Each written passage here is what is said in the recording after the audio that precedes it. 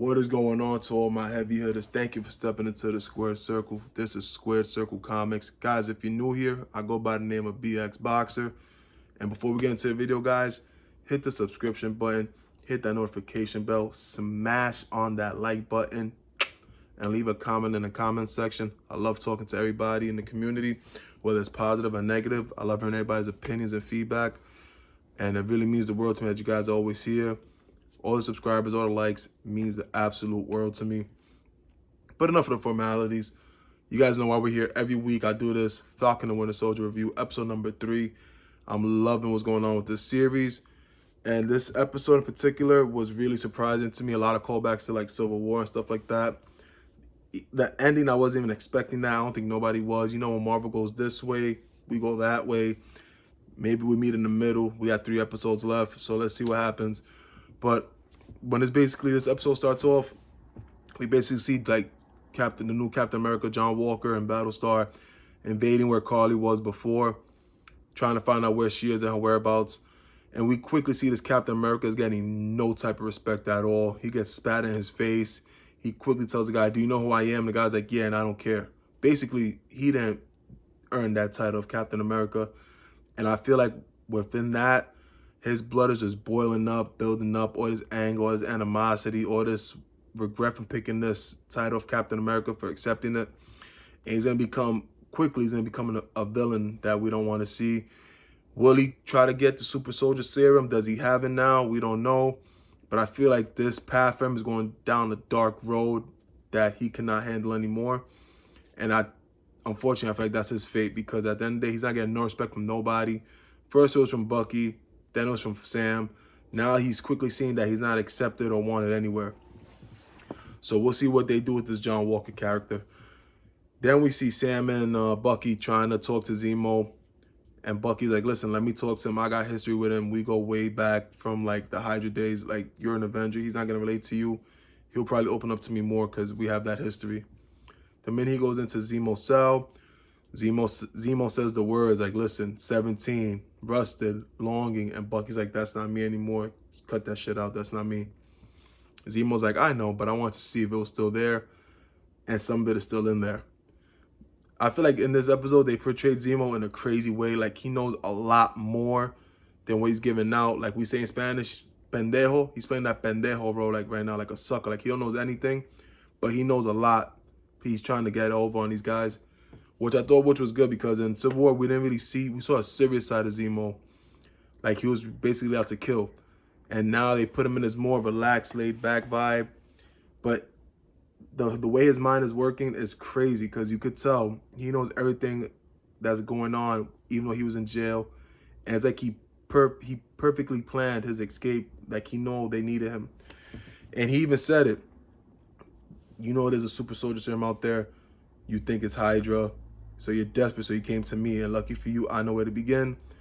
So they come up with a plan. And Bucky basically tells Sam, "Listen, we need to break him out of jail." Sam's like, "You're crazy. We can't break him out." He's like, "Listen, it's real simple. We'll do A, B, C, D, and E." And as he's explaining A, B, C, D, and E, in real time, Zemo's doing A, B, C, D, E, F, G, and H. And before you know it, they're all together. Sam's like, "Listen, this is crazy. I go back to jail."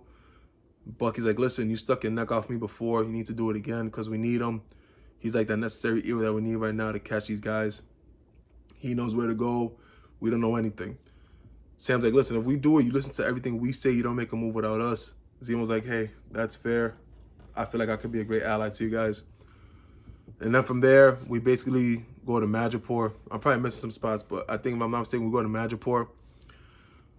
And Zemo's like, "Listen, we got to blend in. You guys understand we're in character right now. You're playing Smiling Tiger. Bucky, you're still under control. Like, you're still mind manipulated through me or whatever." So he's like, "Listen, we gotta go to Lowtown. Like, we can't go to upper class to high town. We gotta go to Lowtown. We gotta go down low, like to this, basically where there's all the dirty stuff is going down." We get into this club, but before we get into the club, we see that basically there's a big sign that says Power Broker is watching. Power Broker, in my opinion, is gonna be a maybe a big reveal towards the end of the show. We don't know where they're going with this, but it could be a lot of places. Can it tie into mutants? Quite possibly. because Power Broker is basically everything that's behind the Super Soldier Serum. And I feel like even though they're behind that, it goes deeper than what we would know. Because I said it before, I think WandaVision basically is leading to Doctor Strange. We know Loki is going to lead into like multiverse and Thor and things like that. And I feel like this series is basically not going to jump into right away because, you know, something like that, like mutants and Fantastic Four, you got to set that up in little foundation parts. And I feel like this season is a little foundation part in that we will see mutants through the show. And I'm going to get into the reason why in a minute. So we see them going to this club and everybody's looking like, look, it's Winter Soldier, Winter Soldier. And you see Zemo telling Winter Soldier, you ready to comply? Because they got to give up that facade that Winter Soldier is still mind controlled through Zemo. So we see that Zemo wants to see someone named Selby. They're looking for Shelby. They're basically looking for them. They go find them. They make a big scene. Winter Soldier starts kicking everybody's ass. And it's like, all right, you guys are done. You guys are good. Even though the Power Broker, you know, you don't want to see him, we can get you to Selby. You go see Selby right now. They go to see Selby. Selby quickly recognized Zemo. Like, listen, I know you want about the Super Soldier Serum. I know you know what's going on. But you got to bargain with me. Yeah, I can't just give you everything you want. I'll give you the breadcrumbs. But if you want everything else, you got to pay for that kind of information. He's like, listen, I'll give you the Winter Soldier. That'll be a guy. Check, that sounds great. Guys, you know, Dr. Wilfred Neagle, he's been going on with the Power Broker. He's been making a Super Soldier Serum and everything like that. That's what's going down right now, guys. That's who it is that you're looking for. In the middle of all of this, Sam gets a phone call from his sister. His cover gets blown automatically. Then there's a big fight. Selby gets taken out assassination style. They try to fight their way out. Quickly when they're leaving, there's a bounty on their head for like 1,000 Bitcoin. I don't know how much that equates to in money, but it's a lot. And you got to remember, in these series now, and in this movie, they're ahead of us by like 4 or 5 years. So who knows what will happen with the future of Bitcoin. But I thought that was cool to see how they incorporated Bitcoin with this. As they're outside trying to duck and dodge everybody that's hunting them down, we see Sharon Carter come out and save their lives. I feel like in every episode, somebody's saving their lives right now. But Sharon Carter comes out, and she was just a badass in this whole episode. Like, taking everybody down. She said, listen, I've been in hiding from Madripoor for years now because of you guys. Listen, they're like, listen, we understand, but we need your help. We got Zemo. We got to stop this bigger threat that's going on right now. We need your help. And she's like reluctant to do it. She's like, all right, fine. I get it. You guys need my help. Let's do what we got to do. They go looking for Dr. Neagle. They find him in the lab conducting the Super Soldier Serum. He's making his vials and stuff. They basically tell him, listen, stop what you're doing. You got to let us know what's going on. How did this all happen? Basically, the rundown is he perfected the Super Soldier Serum from an American that was in prison, and they took his blood. Who are they talking about? My boy from right here, Truth, Red, White, and Black, Elijah Bradley. And they feel like they will play heavily into the storyline in this show because we saw Isaiah Bradley. We saw Isaiah Bradley in the previous episode. And he said how they took him, they jailed him, they took his blood and everything. So he's basically saying, listen, I took Isaiah Bradley's blood and I perfected it. I was a god, but I got blipped. But he got the blood from Isaiah Bradley when he was in prison. He was able to mess around with it. As they keep talking and going on, Zemo kills him. I feel like that was Zemo's intentions. Again, what I said earlier, Zemo has his mind already set and everything that he wants to do. I feel like he had this all planned out before everything happened. He knew within killing those 5 super soldiers, people can try to imitate it and everything else. And I feel like that's a reoccurring thing. Like my man Iron Man right here, he came up with the Iron Man suit, and we saw an Iron Man, what was it, number 2? They try to recreate it with AIM. Justin Hammer tried to recreate everything, but you can't recreate everything. You can't do it perfectly. So they basically killed Dr. Neagle. Now they're outside trying to be on the run from these hitmen. And while they're inside talking to Dr. Neagle, Sharon Carter is just outside being a badass, killing everybody she's coming across, killing all these hitmen. She's like, listen, you guys need to hurry up. Like, I'm running out of bullets out here. I need you guys' help. You know what I'm saying? And it was just going down crazy. They come out into this crazy gunfire. It was crazy.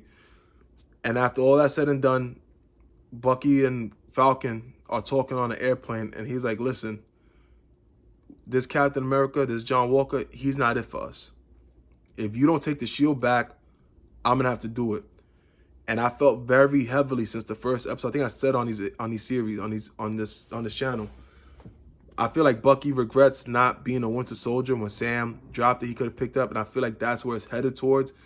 Yes, Sam Wilson has been Captain America other than the Falcon in the comics, but Bucky has also been Captain America, if I'm not mistaken, in a few roles in the comic book. But I feel like that would be dope if Captain America would be Winter Soldier as well, because that would be a complete like 180 for him. He was a former assassin with Hydra, and now he is that meaning of red, white, and blue, because even Sharon Carter said in this show, you was all about the Star-Spangled Banner bullshit. Why you not liking this new Captain America? He's like, yeah, this new Captain America is not it. He's not that guy.